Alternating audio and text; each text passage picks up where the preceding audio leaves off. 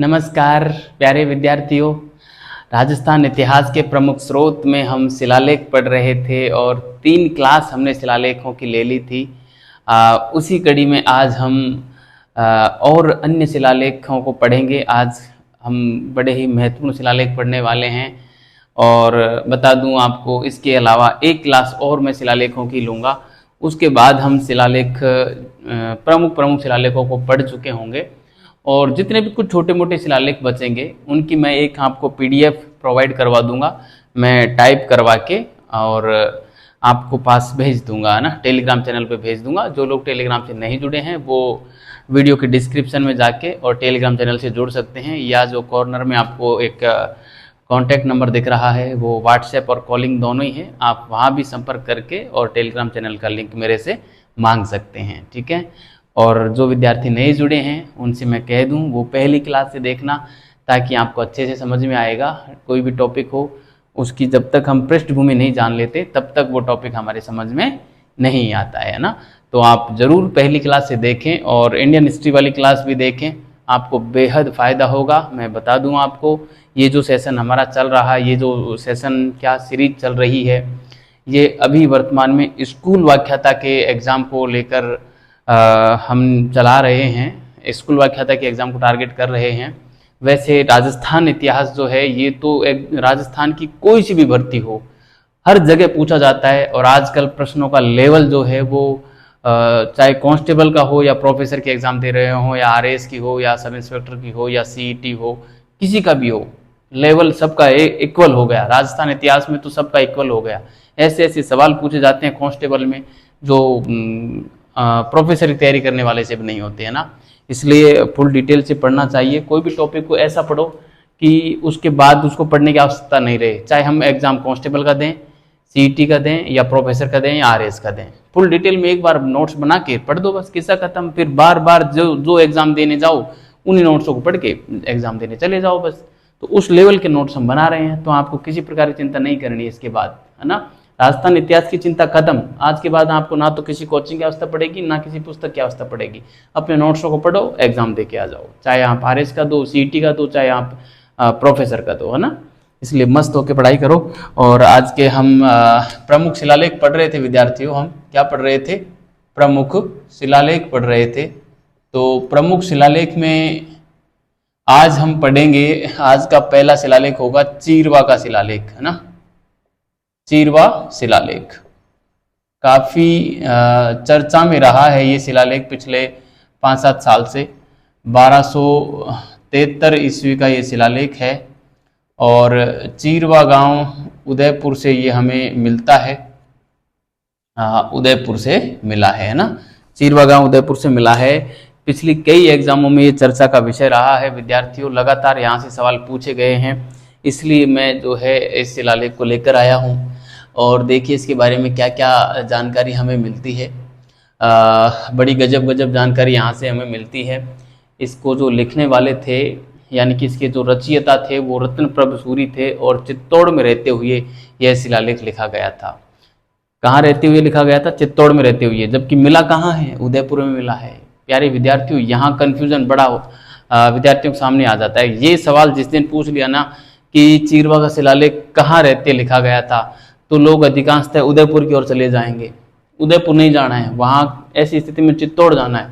चित्तौड़ में रहते हुए लिखा गया था, लेकिन लगाया कहाँ गया है? चीरवा गांव उदयपुर में लगाया गया है ना। तो ये विशेष रूप से ध्यान रखनी है बात, है ना। तो मैं यहाँ पे लिख दूँ, क्या लिखेंगे हम? सबसे पहले हम यहाँ पे लिखेंगे कि इसका लेखक कौन था। लेखक या हम रचयिता लिखें तो थोड़ा अच्छा रहेगा। रचयिता ये होता है शुद्ध, है ना। रचयिता कौन थे? रत्नप्रभ सूरी। ठीक है। रत्नप्रभ सूरी ने तो इसको लिखा था, ने चित्तौड़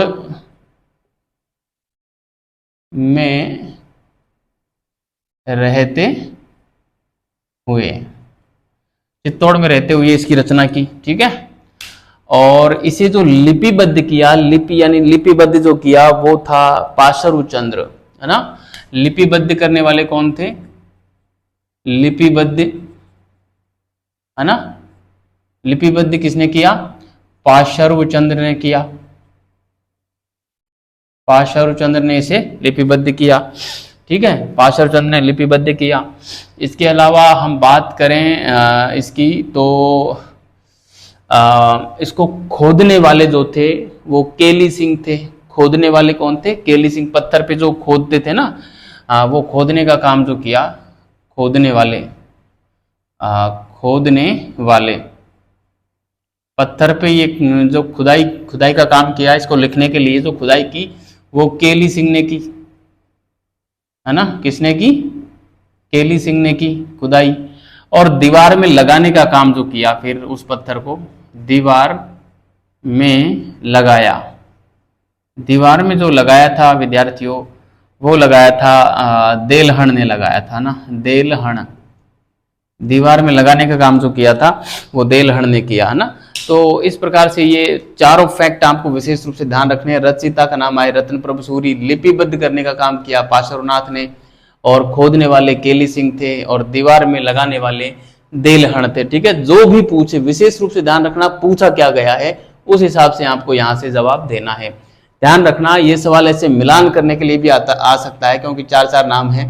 RAS असिस्टेंट प्रोफेसर जैसी एग्जाम में, स्कूल व्याख्याता जैसी एग्जाम में ये सवाल बन सकता है कि ये 4 नाम इधर देंगे और इनको ऊपर नीचे कर देंगे, है ना, और फिर कहेंगे कि इनको मिलान कीजिए, है ना। तो मान लो रचयिता की जगह रत्न प्रभु सूरी को यहाँ दे दिया तो इसको यहाँ पे मिलान करना होगा, लिपिबद्ध पार्श्वनाथ को यहाँ दे दिया तो इसको यहाँ मिलान करना होगा, है ना। खोदने वाले केली सिंह का नाम यहाँ दे दिया तो इसको यहाँ पे ले जाना होगा, है ना। इस प्रकार से इसको मिलान जो है करने का आपसे पूछा जा सकता है। अब इसमें जानकारी क्या क्या मिलती है विद्यार्थियों, वो हम देखें। उदयपुर से तो मिला है, चित्तौड़ में लिखा गया था। अब इसमें जो जानकारी मिलती है वो ये मिलती है कि जो गुहिल वंशीय जो बप्पा थे उसके उत्तराधिकारियों की जानकारी मिलती है ना। तो किन किन की जानकारी मिलती है मैं यहाँ पे लिखूँ। गुहिल वंशीय बाप्पा के उत्तराधिकारियों के नाम कौन कौन से हैं? पद्य सिंह है, जैत्र सिंह है ना।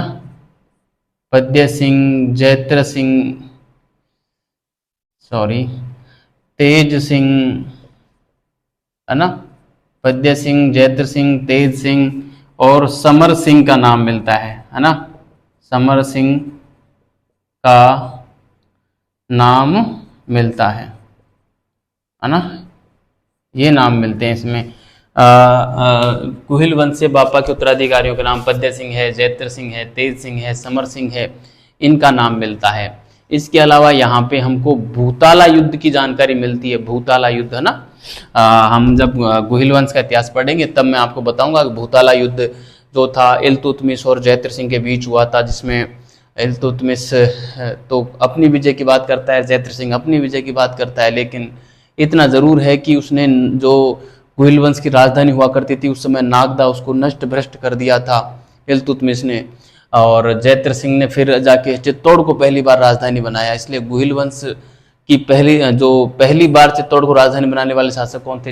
ये जैत्र सिंह थे। इस प्रकार की बातें हम गुहिल वंश पढ़ेंगे तब लिखेंगे, यहाँ पे उतना सारा लिखने की आवश्यकता नहीं है। एज ए नॉलेज ग्रुप में बस मैंने आपको बता दिया, तो मैं यहाँ पे लिख सकता हूँ कि भूताला युद्ध की जानकारी मिलती है ना। कई बार पूछ लेते हैं भूताला युद्ध की जानकारी कहाँ से मिलती है, तो भूताला युद्ध की जानकारी मिलती है करीब ये 1226 के समथिंग, 1226-27 समथिंग युद्ध हुआ था, है ना। भूताला युद्ध की जानकारी मिलती है।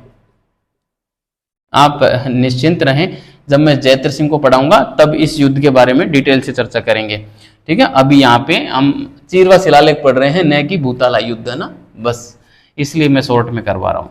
सती प्रथा की जानकारी मिलती है। सती प्रथा की जानकारी मिलती है। एक भोली नामक कोई महिला थी, वो सती की जानकारी मिलती है ना, सती प्रथा की जानकारी मिलती है। और इसके अलावा यहाँ से जो है हमें प्यारे साथियों एक जानकारी ये मिलती है कि जो 13वीं सदी का जो 13वीं सदी की सामाजिक, धार्मिक और आर्थिक, राजनीतिक की विशेषताएं थी, वो यहाँ से जानकारी मिल जाती है ना। तो हम लिख सकते हैं 13वीं सदी की राजनीतिक, 13वीं सदी की राजनीतिक है, आर्थिक है, सामाजिक है और धार्मिक है। वह धार्मिक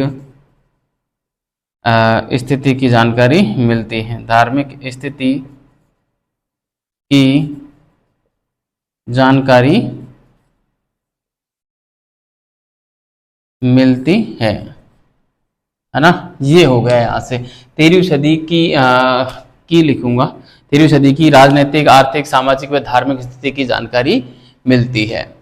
तो ये था हमारा प्यारे साथियों 13वां शिलालेख, जिसके बारे में आपको विशेष रूप से ध्यान रखना है। यहाँ से काफी बार सवाल पूछा जाता है ना, तो आपको इसे याद रखना है। ठीक है साथियों, तो ये था हमारा 13वां शिलालेख। अब हम आते हैं अगले शिलालेख के ऊपर, जो कि काफी महत्वपूर्ण है, और वो है रणकपुर का लेख, है ना, रणकपुर का शिलालेख। ठीक है, रणकपुर का लेख 2 नंबर पे हम डाल सकते हैं। राणकपुर मिलता है, जो गोपीनाथ शर्मा जी हैं वो राणकपुर लिखते हैं, राणकपुर का लेख। ठीक है, राणकपुर का लेख 1439 ईस्वी का है, 1439 ईस्वी का है। और कहाँ से मिला है ये रणकपुर, जो है पाली में है ये रणकपुर, पाली, राणकपुर पाली से यह मिला है। रणकपुर पाली में एक ऋषभ देव का जैन मंदिर है, उस जैन मंदिर के उत्तरी दीवार से और यह लेख मिला है ना। तो हम यहाँ पे लिख सकते हैं, क्या लिख सकते हैं कि देखो, पहले तो मैं लिखूं इसका जो रचयिता था, रचयिता जो था, रचयिता कौन था, रचयिता की बात करें तो वो था देपाक, है ना, देपाक या दीपा, देपाक या दीपा था, है ना, देपाक या दीपा था। ठीक है, एक तो हमें ये जानकारी मिलती है कि इसका रचयिता देपाक या दीपा था। और यह मिला कहाँ से है, तो मैं यहाँ पे लिखना चाहूँ राणकपुर के ऋषभ मंदिर, ये जैन मंदिर है ना, ऋषभ मंदिर जैन है। मैं यहाँ पे ब्रैकेट में लिख देता हूँ, वैसे रणकपुर में जैन मंदिर है, जैन मंदिर की उत्तरी दीवार पर मिला है ना, उत्तरी दीवार पर मिला है। एक बात हो गई ये। अब इसमें आखिर जानकारी क्या मिलती है राणकपुर के जैन मंदिर से, तो यहाँ से हमको मेवाड़ राजवंश की जानकारी मिलती है, और एक श्रेष्ठी था, धरणी शाह श्रेष्ठी की जानकारी मिलती है, जिसको इसने स्थापित करवाया था, धरणी शाह श्रेष्ठी, व उसके शिल्पी की जानकारी ये देता है ना। तो देखिए किस किस की जानकारी देता है, ये रणकपुर है। दूसरी बात हम इसमें लिखना चाहें तो हम इसमें लिख सकते हैं कि एक तो यह मेवाड़ राजवंश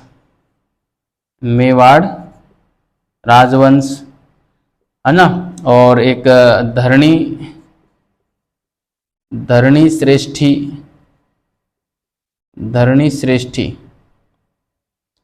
श्रेष्ठी जो होता था विद्यार्थियों, उस जमाने में व्यापारियों का जो प्रमुख होता था ना, वो श्रेष्ठी कहलाता था, है ना, व्यापारियों का प्रमुख था, ये सेठ था, है ना। तो सेठ यानी व्यापारियों का हेड था ये, उसको श्रेष्ठी बोलते थे। तो धरणी श्रेष्ठी का वंश, है ना, धरणी श्रेष्ठी का वंश, व उसके शिल्पी,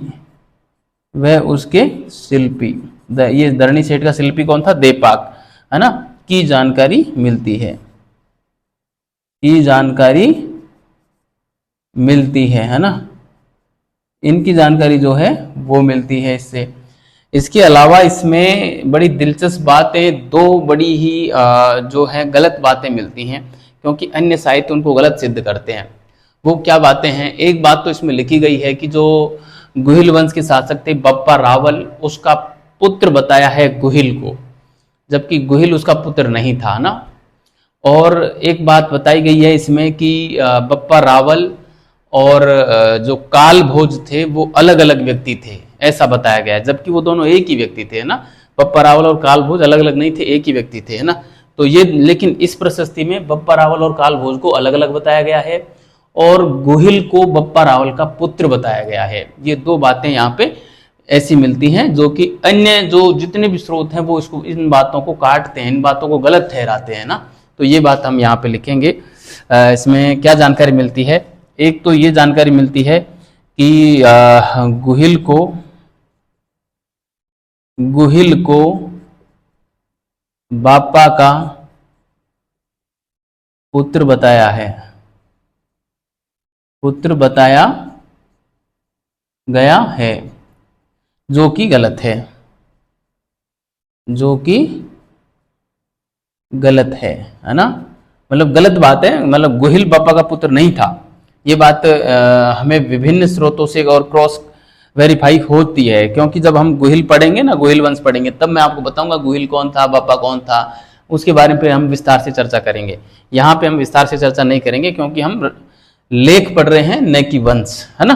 दूसरी बात क्या है? दूसरी बात ये है कि इसमें बापा रावल, ये बापा मैं लिख रहा हूँ ना, बापा रावल है ये, है ना, बप्पा रावल भी इसको बोलते हैं। ये वही बप्पा रावल है जिसके बारे में कहा जाता है कि वो 27 हाथ लंबी धोती पहनता था और 4 बकरे रोज खाता था और वो कई मण का खड़ग रखता था और बहुत सारी जो दंत कथाएं चलती है ना, वही बप्पा रावल है ये।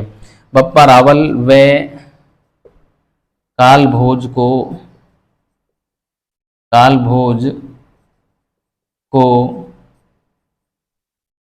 अलग अलग व्यक्ति बताया गया है, ठीक है। बप्पा रावल व काल भोज को अलग अलग व्यक्ति बताया गया है, ठीक है। इसके अलावा इसमें जो है हमें 15वीं शताब्दी के जो स्थिति थी, उस समय की 15वीं शताब्दी की जो सामाजिक और आर्थिक स्थिति थी उसकी जानकारी यहाँ से हमें मिल जाती है ना। सामाजिक, आर्थिक और धार्मिक स्थिति, है ना। तो यहाँ पे हम लिख सकते हैं 15वीं सदी की सामाजिक आर्थिक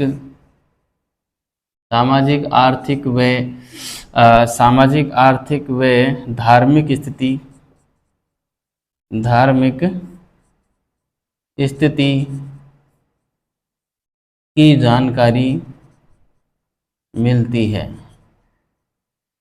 ना। ये बात हो गई हमारे राणकपुर का जो लेख है उसकी बात हो गई, ठीक है प्यारे विद्यार्थियों। काफी महत्वपूर्ण है ये बात और आप इसे अच्छे से ध्यान रखना, ठीक है। यहाँ से सवाल बन सकता है, ठीक है, तो आप इसे विशेष रूप से ध्यान रखना। अब आप इसका स्क्रीनशॉट ले लें, मैं साइड में हो जाता हूँ, आप इसका स्क्रीनशॉट लें या आप इसको उतार लें, ठीक है। मैं इसको मिटाता हूँ और हम आते हैं अगले शिलालेख पर, ठीक है।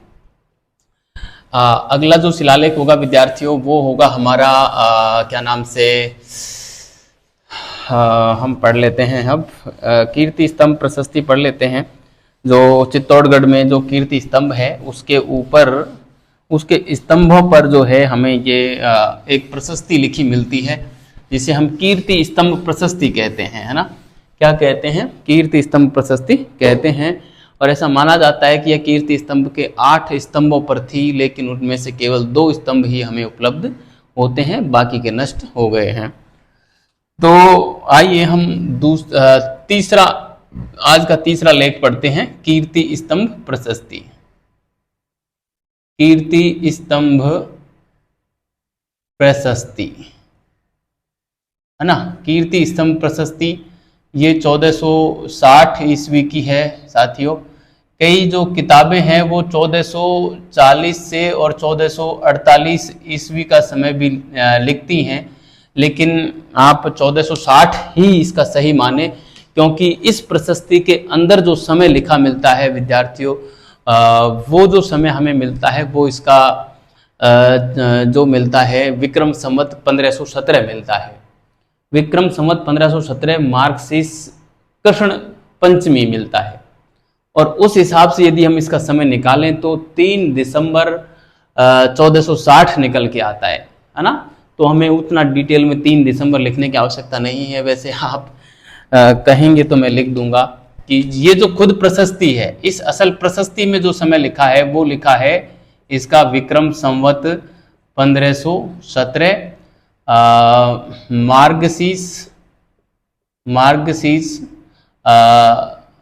मार्गशीर्ष कृष्णा पंचमी ये मिलता है।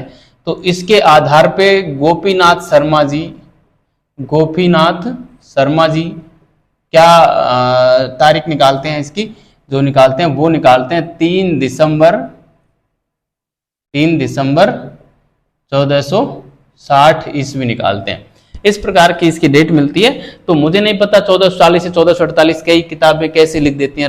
जो राजस्थान पेनोरमा पुस्तक है उसमें ये संदेह रखी है, अन्य भी कई जगह मैंने देखी है, तो आप उसको गलत माने। ये जो लिखा है ऑथेंटिक लिखा है, ये जो मैंने लिखा है ऑथेंटिक लिखा है। गोपीनाथ शर्मा जी की पुस्तक में से मैं लिख रहा हूँ जो कि ऑथेंटिक मानी जाती है, और उसका प्रमाण हम जो है हाई कोर्ट में दे सकते हैं ना, ऐसी पुस्तक है वो।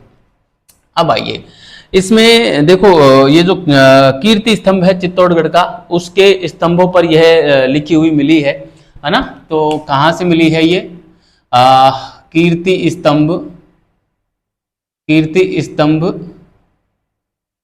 के 8 स्तंभों पर संभवतः है ना,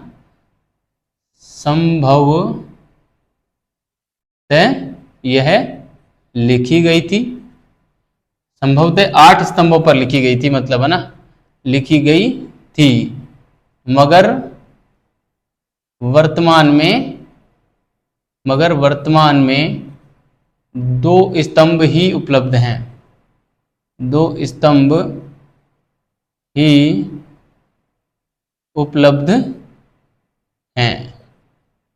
वर्तमान में जो है इसके 2 स्तंभ ही हमें उपलब्ध होते हैं। ठीक है। अब इसमें प्रथम 2 श्लोक जो हैं, प्रथम 2 श्लोक वहां पे तो इसमें से हमें शिव और गणेश के स्तुति की जानकारी मिलती है प्रथम 2 श्लोकों में, है ना। प्रथम 2 श्लोकों में हमें क्या मिलता है, प्रथम 2 श्लोकों में तो हमें शिव व गणेश की स्तुति मिलती है ना। इसके प्रथम 2 श्लोकों में शिव व गणेश की स्तुति का उल्लेख मिलता है। स्तुति का उल्लेख मिलता है ना। शिव व गणेश की स्तुति का उल्लेख मिलता है प्रथम 2 श्लोकों में। उसके बाद 3 से लेकर 8वें तक के श्लोकों में जो हमें मिलता है वो बप्पा रावल का वर्णन मिलता है ना। किसका? बप्पा रावल का वर्णन मिलता है। आगे हम बात करें तो इसमें क्या मिलता है, श्लोक 3 से 8 तक बप्पा रावल का उल्लेख मिलता है। बप्पा रावल का जो है उल्लेख मिलता है। ठीक है, एक बात हो गई ये। इसके अलावा मैं विद्यार्थियों बात करूं, इसके अलावा इसमें क्या मिलता है, तो इसमें जो मिलता है जैसे जो हम्मीर था, हम्मीर सिसोदिया ना, हम्मीर सिसोदिया की बात कर रहे हैं, जो आपको याद हो जब अलाउद्दीन खिलजी चित्तौड़ को जीत लेता है और वहां पे अपना पुत्र खिज्र खां को नियुक्त कर देता है। खिज्र खां 1303 से और 1311 तक चित्तौड़ पे शासन करता है। उसके बाद 1311 से 26 तक है जो हम्मीर मूछड़ा शासन करता है। उसके बाद हमीर मूछाड़ा को भगाकर और सिसोदा गांव का एक सामंत था हमीर, वो वापस से तौड़ पर शासन स्थापित करता है। गुहिल वंश का फिर से शासन आरंभ होता है। वो वाला हमीर, उसकी चेलावाट युद्ध की विजय का उल्लेख है जो यहाँ पे मिलता है ना। ठीक है, हमीर की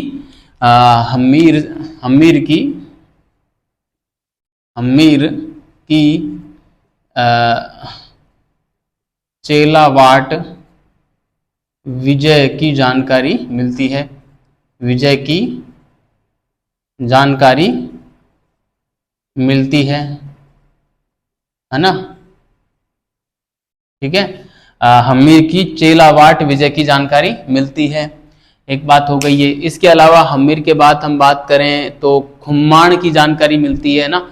खुम्माण की विजयों का उल्लेख मिलता है। खुम्माण के द्वारा जो दान दिया गया था, भूमि दान, है ना, उसकी जानकारी मिलती है ना। खुम्माण की जो है भूमि दान की जानकारी मिलती है। ठीक है, तो हम यहाँ पे लिख सकते हैं कि खुम्माण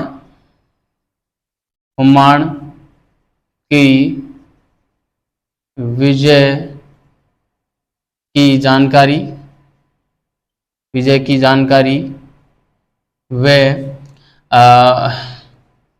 इसके द्वारा दिए गए दान की जानकारी मिलती है, दिए गए दान की जानकारी मिलती है ना, मिलती है।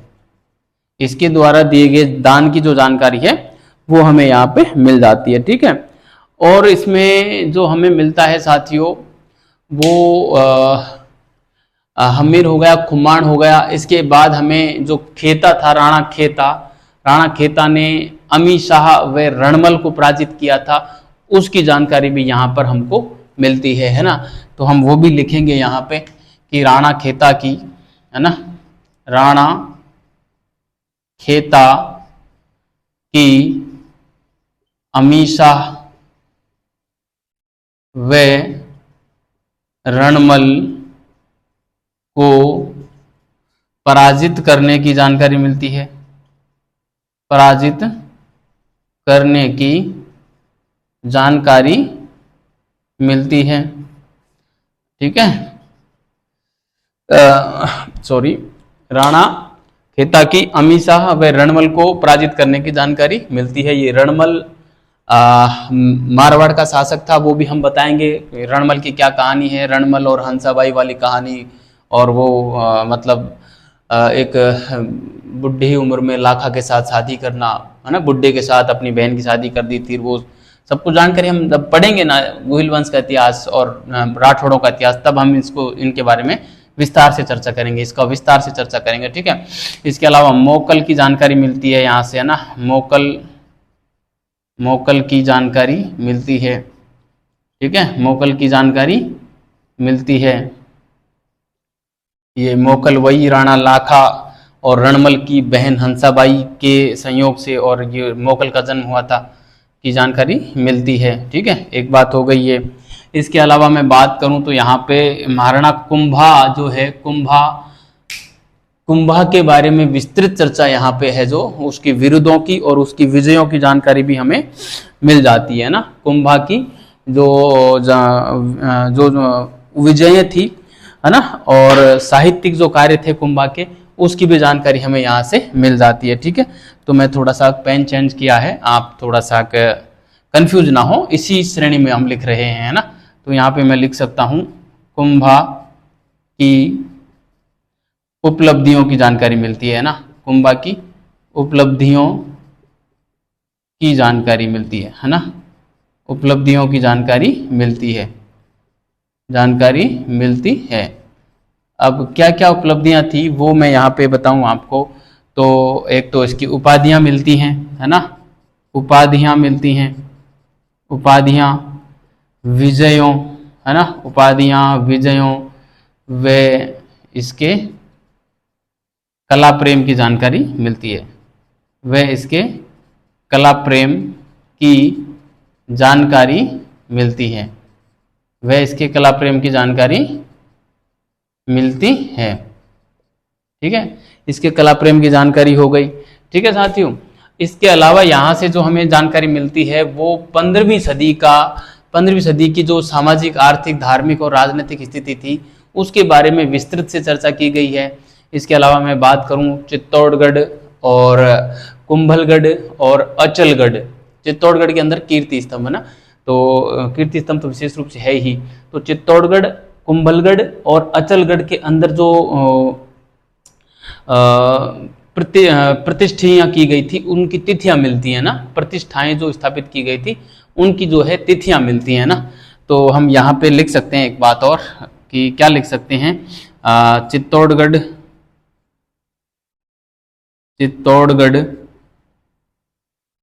कुंभलगढ़, चित्तौड़गढ़, कुंभलगढ़ व अचलगढ़ में की गई प्रतिष्ठियों की तिथियों की जानकारी मिलती है ना। प्रतिष्ठियां जो की गई थी उनकी तिथियों की जो जानकारी है, प्रतिष्ठियों की तिथियों की जानकारी हमें मिलती है। ठीक है, प्रतिष्ठियों की तिथियों की जानकारी मिलती है। ठीक है, तो एक बात हो गई ये प्यारे साथियों, क्या है, चित्तौड़गढ़, कुंभलगढ़ व अचलगढ़ में की गई प्रतिष्ठियों की तिथियों की जानकारी हमें यहाँ से मिलती है। ठीक है साथियों, काफी गजब की ये बात है। ठीक है, और इसके अलावा हम एक बात और लिख सकते हैं, 15वीं सदी में जो यहाँ पे 15वीं सदी की जो जानकारी है वो भी मिल जाती है ना। तो मैं यहाँ पे लिख सकता हूँ 15वीं सदी की सामाजिक, धार्मिक, आर्थिक व राजनैतिक स्थिति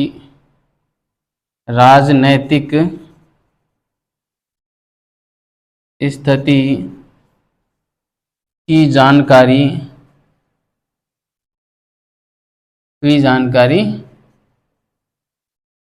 मिलती है। ठीक है, तो ये था हमारा कीर्ति स्तंभ प्रशस्ति के बारे में प्रमुख बातें जो विद्यार्थियों हमने यहाँ पे की। आप इसे विशेष रूप से याद रखना, इससे बाहर सवाल जाने की संभावना बहुत कम है। वैसे प्रशस्ति देखो काफ़ी बड़ी रहती है, कितना इसके बारे में लिखें, लेकिन प्रमुख रूप से आप इसे याद रखेंगे तो आपका काम अच्छे से हो जाएगा। ठीक है, यहाँ से सवाल बाहर जाने की संभावना नहीं है। इसमें यही पूछते हैं कि कुंभा की उपलब्धियाँ या कुंभा की उपाधियाँ कहाँ से मिलती हैं, कुंभा की विजयों के बारे में जानकारी कहाँ से मिलती है, तो आपको ये जवाब दे देना है। ठीक है, तो ये हो गया हमारा कीर्ति स्तंभ प्रशस्ति। अब हम एक चीज़ और पढ़ते हैं, कुंभलगढ़ प्रशस्ति, और हम इसमें एक और चौथे नंबर पे मैं लेना चाहूँगा कुंभलगढ़ प्रशस्ति। ठीक है, कुंभलगढ़ प्रशस्ति जो है विद्यार्थियों ये भी 1460 ईस्वी की है ना। और वही कुंभलगढ़ जो है हमारे राजसमंद में, कुंभलगढ़ दुर्ग में, वहाँ से मिली है ये, है ना। तो कहाँ से मिली है, कुंभलगढ़ राजसमंद से, कुंभलगढ़ राजसमंद से। और वर्तमान में कहाँ है, वर्तमान की हम बात करें, वर्तमान में तो ये वर्तमान में जो है ये उदयपुर संग्रहालय में है विद्यार्थियों। कहाँ पे है, उदयपुर संग्रहालय में है ना, उदयपुर संग्रहालय में है, वर्तमान में उदयपुर संग्रहालय में है। और इसमें बात करें तो 68 श्लोक मिलते हैं। कितने श्लोक मिलते हैं, 68 श्लोक इसमें हैं। और यह भी मेवाड़ की जो आलोच्य समय की स्थिति थी 15वीं सदी की, उसकी जानकारी देती है, ज़्यादा इसमें कुछ है नहीं। ठीक है, तो क्या लिख सकते हैं हम इसमें, एक तो बात लिखेंगे कि 68 श्लोक इसमें हैं, 68 श्लोक हैं, है ना। और 15वीं सदी की ये चारों स्थितियां, सामाजिक, धार्मिक, आर्थिक और राजनीतिक स्थिति, है ना। तो मैं सीधा लिखूंगा 15वीं सदी की स्थिति की जानकारी मिलती है ना, 15वीं सदी की स्थिति की जानकारी मेवाड़ की है ना, जानकारी देती है। ठीक है, कहाँ की? मेवाड़ की स्थिति की बात है ये ना, मेवाड़ की। ठीक है, आप यहाँ पे लिख सकते हो 15वीं सदी की मेवाड़ की स्थिति की जानकारी है ना। कौन कौन सी स्थिति? सामाजिक, धार्मिक, आर्थिक और राजनीतिक। ठीक है, सभी प्रकार की स्थितियों की जानकारी देती है। ठीक है साथियों, तो इस प्रकार से हमारी ये कुंभलगढ़ प्रशस्ति इतनी सी है, बस इसमें इतना ही है। इसके अलावा एक ध्यान रखना, कुंभलगढ़ प्रशस्ति और कुंभलगढ़ शिलालेख ये दोनों अलग अलग चीजें हैं। कुंभलगढ़ शिलालेख भी यहीं से मिला है हमें, जो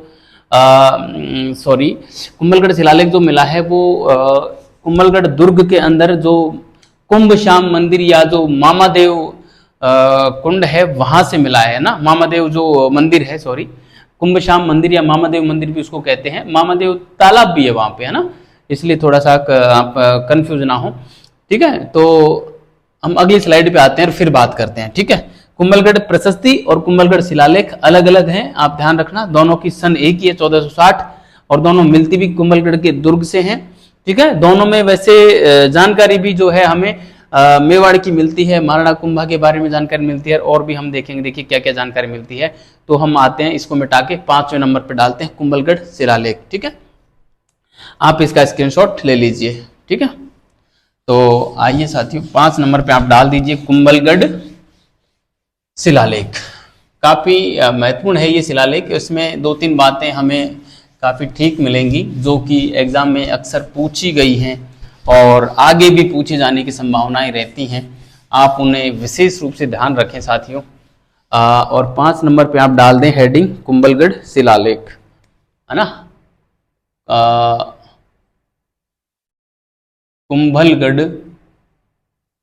शिलालेख, है ना, कुंभलगढ़ शिलालेख। ठीक है, तो वही 1460 ईस्वी का है। और कुंभ श्याम मंदिर, कुंभ श्याम मंदिर या जिसको मामादेव मंदिर भी कहते हैं, मामादेव मंदिर, वही कुंभलगढ़ दुर्ग, है ना, कुंभलगढ़ दुर्ग, राजसमंद, यहां से ये मिलती है। ठीक है, कुंभलगढ़ दुर्ग राजसमंद से यह है मिलता है शिलालेख।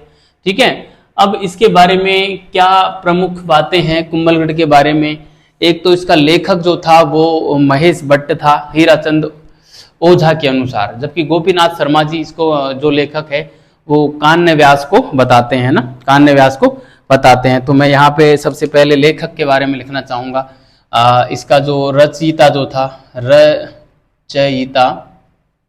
रचयिता जो था वो था ओझा के अनुसार, गौरी शंकर GH ओझा, गौरी शंकर हीराचंद, है ना, GH ओझा साहब इसका लेखक किससे मानते हैं, रचयिता किसे मानते हैं? वो मानते हैं महेश भट्ट को मानते हैं, है ना, महेश भट्ट को मानते हैं। और गोपीनाथ शर्मा जी ने अपनी पुस्तक में जो है इस महेश भट्ट के इसका लेखक होने पर थोड़ी आपत्ति जताई है और उन्होंने कहा है कि इसका लेखक संभवतः कान्य व्यास रहा होगा। कौन रहा होगा? कान्य व्यास रहा होगा। कान्य व्यास, आपको पता हो एकलिंग महात्म्य की रचना इस कान्य व्यास ने की थी। एकलिंग महात्म्य का जो प्रथम भाग था राजवर्णन नाम से जो मिलता है, उसकी रचयिता स्वयं महाराणा कुंभा थे। उसके बाद कुंभा ने उसका लेखना बंद किया और उसका काम किसको सौंपा? कान्य व्यास को सौंपा ना। जब कुंभा पढ़ेंगे तो वहां पे हम ये सारी जानकारी पढ़ेंगे, बहुत मजा आने वाला है राजस्थान के इतिहास में, है ना। काफी गजब गजब के फैक्ट आपको मिलेंगे। ठीक है, तो ये बात आप ध्यान रखना। आप देखो एग्जाम में आए ना तो ये दोनों एक साथ ऑप्शन में हो तो आप इसी की तरफ जाना, महेश भट्ट की तरफ जाना, क्योंकि ओझा जी का जो शोध कार्य है वो काफी महत्वपूर्ण है। ठीक है, तो आप ओझा जी की तरफ ज्यादा जाना, इसमें दोनों आए तो, और ये नहीं हो तो ये कर देना, दोनों आए तो ये कर देना। ठीक है, कुंभलगढ़ शिलालेख का रचयिता पूछे और दोनों ऑप्शन में हो तो महेश भट्ट करना है, महेश भट्ट ऑप्शन में नहीं हो, कान्य व्यास हो तो कान्य व्यास कर देना है। ठीक है, इस प्रकार से आप जा सकते हो। अब इसमें जानकारी क्या मिलती है? देखो इसमें ऐसा माना जाता है कि यह 5 शिलाओं पर उत्कीर्ण था, जिसमें से हमें पहली, तीसरी और चौथी शिलाएं ही उपलब्ध हो पाई हैं, है ना। तो एक बात तो हम यहाँ पे लिखेंगे, संभवतः यह 5 शिलाओं पर उत्कीर्ण था,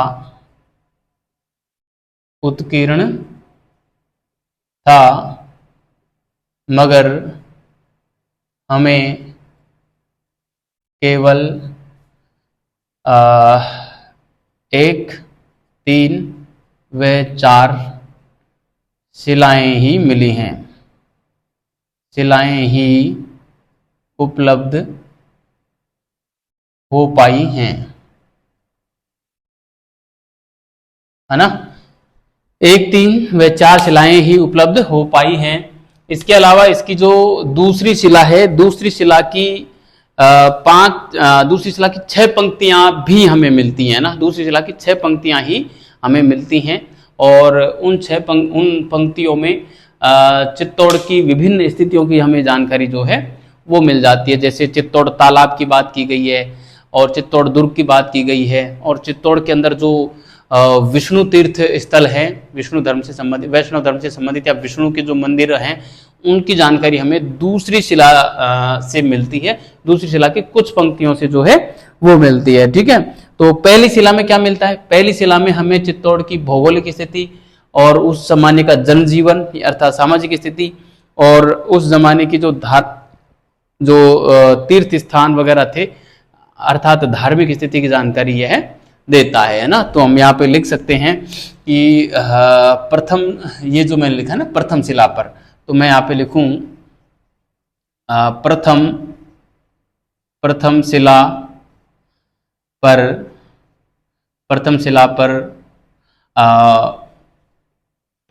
पर मेवाड़ की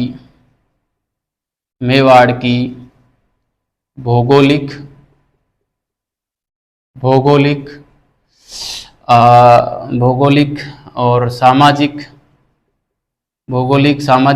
स्थिति में जनजीवन मिलता है, है ना। जनजीवन की जानकारी मिलती है, तो सीधी सी बात है सामाजिक स्थिति की बात कर रहा है ना। भौगोलिक, सामाजिक व धार्मिक स्थिति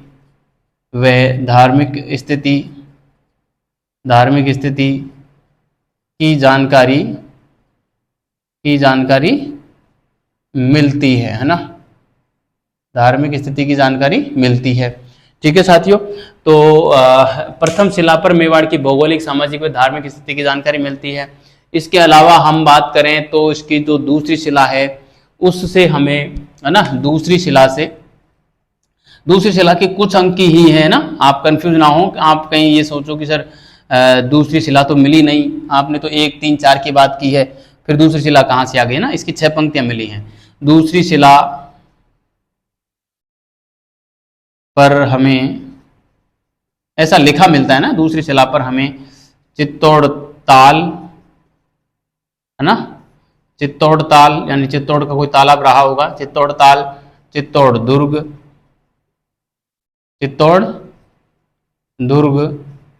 व चित्तौड़ के विष्णु मंदिर की जानकारी मिलती है, विष्णु तीर्थ स्थलों की जानकारी मिलती है, विष्णु तीर्थ स्थलों की जानकारी मिलती है। ठीक है, तो ये बात आप विशेष रूप से ध्यान रखना, विष्णु तीर्थ स्थलों की जानकारी जो है यहाँ पर हमको मिलती है। इसके अलावा और हमें यहाँ पे मिलता है कि जो बप्पा रावल था, बप्पा रावल, उसको जो है गुहिल वंश का प्रवर्तक बताया गया है, और बप्पा ने जो हरित ऋषि था उसके आशीर्वाद से और मेवाड़ का राज्य प्राप्त किया, वो जानकारी भी यहाँ से मिलती है। ध्यान रखना, बहुत महत्वपूर्ण है ये बात, यहाँ से काफी बार पूछी गई है। ठीक है, तो आप इसे ध्यान रखना। मैं यहाँ पे थोड़ा सा कलर चेंज कर रहा हूँ, रेड पेन से लिख रहा हूँ, आप कंफ्यूज ना हो। यहाँ पे लिखेंगे कि गुहिल वंश का प्रवर्तक बप्पा को बताया है ना, गुहिल वंश का प्रवर्तक बापा को बताया वे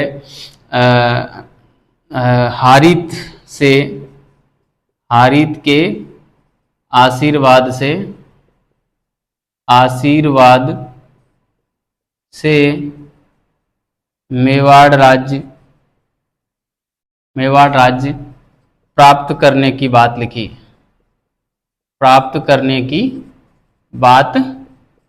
लिखी है ना। हारित ऋषि के आशीर्वाद से और मेवाड़ राज्य प्राप्त करने की बात लिखी है। किसने प्राप्त किया था? बापा ने प्राप्त किया था, है ना। इसके अलावा यहाँ पे बापा को जो है और वत्स गोत्र का ब्राह्मण जो है वो बताया गया है ना। क्या बताया गया है? वत्स गोत्र का ब्राह्मण जो है बताया गया है ना। बापा को क्या बताया गया है? सॉरी, वत्स नहीं, विप्र वंशीय बताया गया है ना, ब्राह्मण वंशीय बताया गया है कि बापा कौन था? ब्राह्मण वंशीय था, है ना, ब्राह्मण वंशीय बताया गया है ना। तो ये बात काफी अच्छी है। यहाँ पे हम लिखेंगे कि यहाँ पर बापा को विप्रवंशीय बताया गया है ना, विप्रवंशीय बताया गया है। ठीक है, ये तो हो गई बापा के बारे में बातें, काफी इंपॉर्टेंट बात है ये ना। यहाँ पर बापा को विप्रवंशीय बताया गया है। एक बार फिर इसमें जो गुहिल था उसको बापा का पुत्र बताया गया है ना। तथा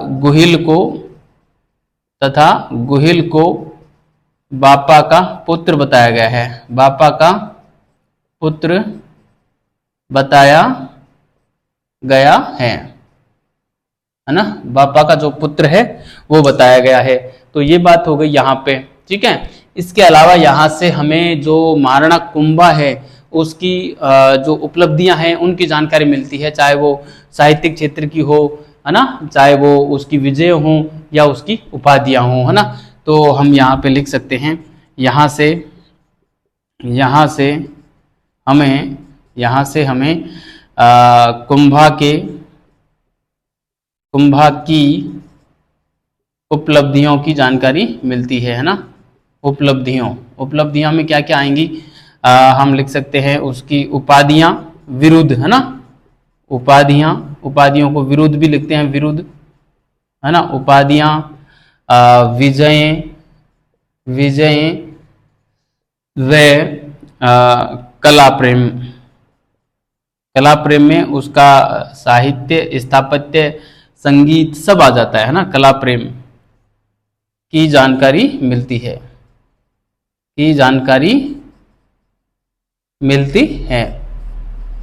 ना। एक बात हो गई ये। ठीक है, इसके अलावा यहाँ से प्यारे साथियों 15वीं सदी का जो मेवाड़ की वही सामाजिक, धार्मिक, राजनीतिक स्थिति की जानकारी मिलती है। तो ये बात हम लिख देते हैं, है ना। 15वीं सदी की स्थिति की जानकारी मिलती है, स्थिति की जानकारी मिलती है ना। 15वीं सदी की स्थिति की जानकारी मिलती है। ठीक है, तो ये था प्यारे साथियों हमारे कुंभलगढ़ शिलालेख। आप इसका स्क्रीनशॉट ले लें, उतार लें। ठीक है, और इसी के साथ आज की क्लास को हम यहीं पे एंड ऑफ करते हैं साथियों। इसके अलावा हमारी शिलालेखों पे एक क्लास और होगी जिसमें हम जो हमारी राज प्रशस्ति है, जगन्नाथ राय प्रशस्ति है, और एक आधा प्रशस्तियां और हैं, उनको हम विशेष रूप से पढ़ेंगे क्योंकि वो काफ़ी महत्वपूर्ण हैं। और उसके बाद हम सीधे आ जाएंगे सिक्कों पर। सिक्कों के ऊपर मुश्किल से 1 या 2 क्लासें होंगी। और उसके बाद साहित्यिक स्रोतों को यदि मैं लूँगा तो महत्वपूर्ण को ले लूँगा, वरना आपको एक जो PDF प्रोवाइड करवाऊँगा उसमें प्रमुख साहित्यिक रचनाएं और उनके रचनाकार इस प्रकार से मैं लिख के और उसका टाइप मैं करवा दूंगा। और टाइपिंग करवाने के बाद आपको बिल्कुल अच्छे प्रकार से, आपको एकदम व्यवस्थित तरीके से सेट करके आपको एक जो है PDF में प्रोवाइड करवा दूंगा टेलीग्राम चैनल पे। वहां से उस PDF को आप प्रिंट करवा के और आपके नोट्स में चिपका देना।